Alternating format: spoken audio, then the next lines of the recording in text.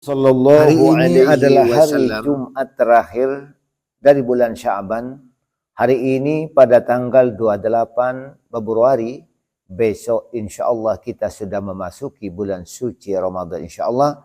Tinggal menunggu sidang isbat nanti malam. Maka dengan ini, artinya kita bersama ibu-ibu memasuki ambang pintu bulan keistimewaan. Bulan suci Ramadan, bulan barakah, bulan penuh rahmat Allah Subhanahu wa taala, bulan penuh rahmat pengampunan Allah Subhanahu wa taala. Di bulan suci Ramadan pula bulan dilipat gandakan amal-amal kita. Maka dengan ini ada pesan Nabi Muhammad sallallahu alaihi wasallam. Man fariha bidukhuli Ramadan haramallahu jasadahu ala niran. Ini pesan Nabi. Barang siapa gembira senang memasuki bulan Ramadan kita dalam keadaan sehat walafiat. Kita berniat bersikap untuk melaksanakan perintah Allah Subhanahu wa taala di bulan suci Ramadan. Kita senang, kita gembira masuk bulan Ramadan. Maka kata Rasulullah, haramallahu jasadahu ala niran. Allah berpesan kepada api neraka, wahai nerakaku, jangan engkau bakar jasad-jasad umat Nabi Muhammad, hamba-hambaku yang merasa senang hatinya menemui bulan suci Ramadan. Senang memasuki bulan suci Ramadan. Kita dalam keadaan sehat, walafiat. Kita akan melaksanakan ibadah puasa. Kita akan melaksanakan solat tarawih. Kita akan melaksanakan baca Quran. Kita akan memperbanyak solawat kepada Nabi Muhammad SAW. Kita akan solat tahajud pada waktu malam. Disitulah hari malam waktu istijabah bagi Allah Subhanahu wa taala. Maka hari ini tanggal 28 Februari 2025. Mudah-mudahan tidak menjadi besok memasuki Ramadan tidak menjadi Ramadan yang terakhir bagi kita. Semoga menjadi bulan suci Ramadan yang penuh rahmat, penuh ampunan dari Allah yang dapat kita terima dengan baik sebagai amal bekal kita untuk menghadap Allah Subhanahu wa taala. Maka dengan ini kita selalu di bulan-bulan suci Ramadan majlis ta'lim asy-syahra. Kita carikan donatur-donatur, orang-orang yang dermawan, orang yang berharta, orang-orang yang ahli sedekah. Doakan hari ini. Karena minggu yang akan datang kita akan adakan majlis ta'lim umum, bukan hanya majlis ta'lim asy-syahra bagi ibu-ibu janda-janda tua, janda-janda jompo yang memangku anak yatim. Seperti biasa akan kami kasih bingkisan ala kadarnya. Doakan mudah-mudahan mereka yang berjuang di jalan Allah, mereka yang dermawan, mereka yang ringan mengulurkan tangannya, Allah kabulkan, Allah lipat gandakan rezekinya oleh Allah Subhanahu wa taala. Amin. Amin ya rabbal alamin. Maka selalu kita memberi informasikan kepada teman-teman yang telah Allah berikan rezeki, mari kita ulurkan tangan bagi hamba-hamba Allah yang memerlukan. Karena seperti Rasulullah katakan, maka mari kita doakan. Kata Nabi, inna fil jannati ghurafan yura dhahiruha min bataniha a'adaha Allahu liman at'ama ta'am wa shalla bil lail wan nasu niyam. Kata Nabi bahwasanya di dalam syurga itu adalah sebuah ruangan yang dapat dilihat luarnya, dapat dilihat dari dalam. Artinya syurga tembus pandang sampai keluar. Kata Rasulullah bertanya kepada Jibril, wahai Jibril, syurga yang seperti ini indahnya buat siapa? A'addaha Allahu liman ad'ama at-ta'am wa shalla bil-lail wan nasu niyam. Kata Rasulullah, ini Allah siapkan, Allah sediakan bagi orang-orang yang senang memberi makan kepada orang lain yang memerlukan. Artinya ahli sedekah, ahli mengelurkan tangan kepada kaum-kaum du'afa dan kaum miskin. Surga yang seperti ini, kata Rasulullah, bagi orang, untuk orang-orang yang senang memberi makan kepada orang lain. Wa shalla bil lail, dan mereka itu senang solat pada waktu malam. Artinya solat tahajud. Maka kami pesan dengan ibu-ibu, bulan puasa Ramadan ketika bangun sahur jangan langsung masak sayur maupun persiapan yang lain. Ambil wudhu terlebih dahulu, solat pada waktu malam. Meskipun 2 rakaat, minta ampun kepada Allah Subhanahu wa ta'ala. Karena ketika itu ada waktu istijabah. Maka dengan ini Rasulullah berjalan di dalam surga, melihat keindahan-keindahan surga Rasulullah Muhammad SAW. Kata Rasulullah menemui sebuah gedung bangunan yang tertulis Baitul Ashiya. Rasulullah bertanya kepada Jibril, wahai Jibril, bangunan gedung istimewa seindah ini terbangun dari intan mutiara, emas murni, tertata rapi di dalam surga gedung terbangun. Maka kata Jibril, wahai Muhammad, coba engkau lihat di atas pintu. Ternyata di atas pintu tertulis Baitul Ashiya, rumahnya orang dermawan, orang yang ahli sedekah. Orang yang ahli memberikan rizkinya sebagian kepada orang lain yang memerlukan. Orang yang ahli mengulurkan tangannya dengan ikhlas, maka nanti rumahnya di dalam surga tersedia khusus Baitul Ashiya, rumahnya orang yang ahli sedekah. Maka tidak semudah membalik tangan orang ahli sedekah kecuali orang-orang yang sudah mendapat petunjuk dari Allah Subhanahu wa ta'ala, mendapat hidayah dari Allah Subhanahu wa ta'ala. Meskipun Allah telah firmankan dalam Al-Quran, tapi sekarang taruhannya adalah iman. Allah berfirman dalam Al-Quran, taruhannya adalah iman. Iman kita kuat, iman kita yakin kepada Allah, iman kepada surga dan neraka, mereka laksanakan. Akan tetapi apabila kita tidak kuat iman, mereka tidak akan laksanakan. Maka dengan ini, mari kita doakan donatur-donatur kita yang selalu memperhatikan majlis-majlis kita Asyahramu. Doakan semoga Allah sihatkan jasmani dan rohaninya. Kita doakan semoga rizkinya berlimpah ruah, makin bertambah rizkinya oleh Allah Subhanahu wa ta'ala. Karena orang yang ahli sedekah, Allah lipat gandakan rizkinya. Tidak akan Allah sia-siakan mereka yang ahli sedekah, akan Allah lipat gandakan dan tidak akan dikurangi rizkinya, bahkan rizkinya bertambah, kata Rasulullah sallallahu alaihi wasallam. Mana kasamalun min sadaqin fi sabilillah bal yasdad, kata Rasulullah. Tidak akan kurang rizki yang kita berikan kepada orang lain. Tidak akan berkurang rizki yang telah sedekahkan kepada orang-orang yang memerlukan. Kata Rasulullah, orang yang mengeluarkan harta kekayaannya di jalan Allah, kecuali bertambah. Ini kata Rasulullah Muhammad sallallahu alaihi wasallam.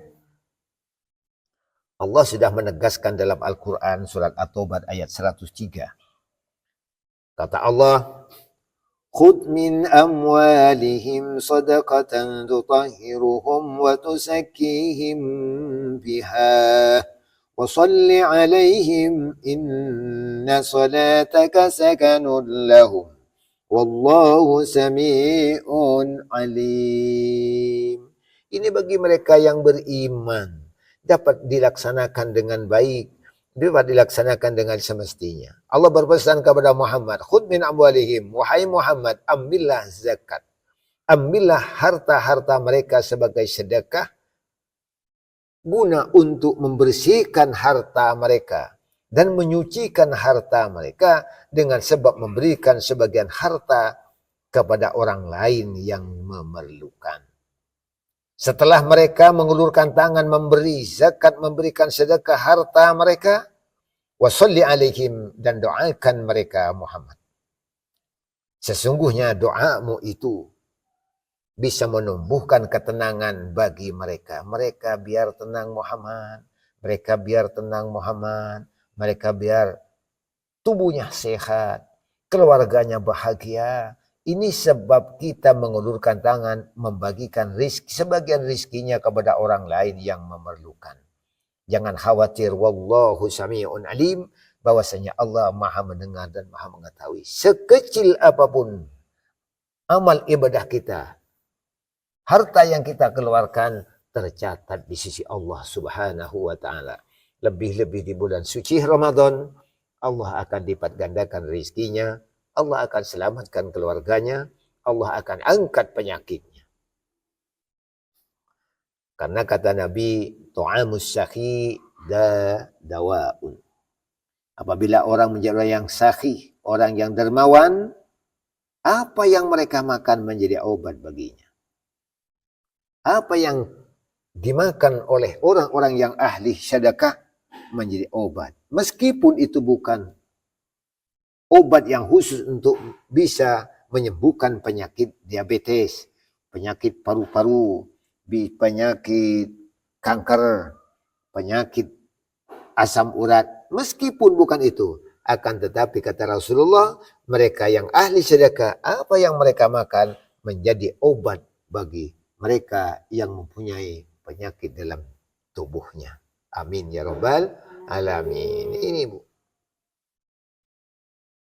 Maka kata Rasulullah, inna fis sadaqati khamsu khisalin. Bahwasanya di dalam sedekah itu ada rahasia Allah, ada 5 perkara. Rahasianya ada 5 orang yang ahli sedekah. Taziduhum fi amwalihim. Yang pertama, Allah tambahkan harta mereka. Kalau kita bersedekah, Allah tambahkan rezeki mereka. Bukan makin kurang. Kalau kita hitung dengan matematika, kalau kita mempunyai benda, 10 benda, kita sedekahkan 5, maka tentu sisanya akan menjadi 5. Kan keluar. Tapi kalau sedekah kita mengeluarkan harta, kekayaan, kelebihan kita dari Allah Subhanahu wa taala membantu orang lain, kata Rasulullah, taziduhum bi amwalihim, Allah akan tambah rizki mereka dengan cara bighairi la yahtasib, akan datang rizkinya tanpa terduga-duga. Ini rahasia Allah Subhanahu wa taala. Yang kedua, yarfa'ullahu ta'ala anhumul bala. Yang kedua, orang yang ahli sedekah, Allah akan angkat daripada mereka penyakit-penyakit. Tiap-tiap yang menyusahkan kepada diri kita, Allah akan angkat segala macam penyakit. Dan segala macam kesusahan ada yang pada diri kita. Allah buang, Allah angkat. Allah cabut dengan sebab kita mendapatkan rezeki yang kita berikan kepada orang fakir, miskin. Yang ketiga kata Rasulullah, orang yang ahli sedekah dawa'un lil marid, menjadi obat bagi orang yang sakit. Jadi intinya kalau ada penyakit dalam tubuh kita, hendaklah kita bersedekah. Apabila kita bersedekah kepada orang lain, maka penyakit akan musnah, penyakit akan diangkat oleh Allah Subhanahu wa taala dengan sebab bersedekah. Maka Rasulullah dalam hadis lain dijelaskan, Dawu mardakum bisadaqah. Obati penyakitmu dengan sedekah. Ini ya pesan Rasulullah sangat singkat. Cukup dawu mardakum bisadaqah. Obati penyakitmu dengan sedekah. Artinya kalau kita senang bersedekah, jiwa raganya akan disehatkan, akan ditenangkan, akan dimuliakan Allah Subhanahu wa taala. Nah. Yang keempat kata Nabi, orang ahli sedekah yamurru ala sirat kal barkil khatib. Orang yang ahli sedekah akan melewati nanti siratal mustaqim. Siratal mustaqim ini adalah sebuah perjalanan nanti, putusan amal terakhir di akhirat, perjalanan 3000 tahun. Perjalanan 3000 tahun di atas api neraka jahanam, tapi orang yang ahli sedekah yang ikhlas. Yang ikhlas. Kalau tidak ikhlas tidak terhitung. Jadi sedekah yang ikhlas karena Allah. Ya Allah ikhlaskan ya Allah kami. Ikhlaskan ya Allah orang yang ahli sedekah. Biar mereka ya Allah lulus nanti di siratal mustaqim. Bagaimana kata Rasulullah kan barkil khatib. Mereka yang ahli sedekah seperti halilintar yang menyambar. Amin ya Allah. Berat sekali tangan dan hati ya Allah untuk melepaskan harta yang ada pada diri kami. Jadikan kami ya Allah orang yang kaya sehingga kami bisa dan mampu melaksanakan sedekah yang ikhlas ya Allah. Amin ya Allah. Berapa banyak orang-orang yang kaya namun tidak memikirkan orang saudara-saudara yang memerlukan. Lebih-lebih di bulan suci Ramadan mereka puasa Ramadan untuk beli kurma saja banyak yang tidak mampu. Berpuasa di bulan suci Ramadan untuk menambah makanan yang lebih, mereka tidak bisa. Ya Allah sampaikan hajat mereka. Yang senang berpuasa.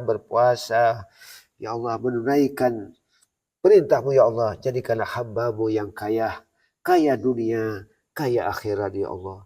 Kami hamba-Mu yang lemah. Sampaikanlah hajat kami.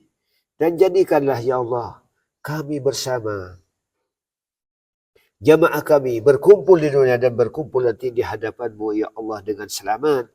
Melewati siratal mustaqim hanya bagaikan halilintar yang menyambar. Amin. Yang terakhir kata Rasulullah orang ahli sedekah wa yadkhulunal jannata bila hisab wala iqab. Mereka nanti akan dimasukkan ke dalam surga Allah Subhanahu wa taala tanpa hisab. Tanpa hisab nanti di hadapan Allah orang ahli sedekah. Wala iqab dan tanpa siksa. Amin ya rabbal alamin. Ini keistimewaan bagi orang-orang yang ahli sedekah, orang yang memikirkan nasibnya orang-orang lain yang tidak mampu. Maka ingat, kita berada di bulan suci Ramadan karena bulan ampunan. Saya pesankan, jaga Ramadan dengan baik. Niatnya tiap-tiap malam kita jaga, menjaga hal-hal yang membatalkan puasa maupun membatalkan pahalanya Ramadan. Ini. Kalau kita menghibah, puasanya tidak batal tapi pahalanya batal. Yang terakhir ada rukun puasa itu adalah puasanya Ramadan ini adalah rukun. Karena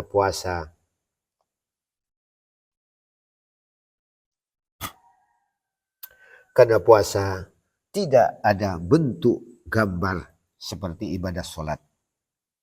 Kalau solat ada takbir, ada ruku, ada itidal.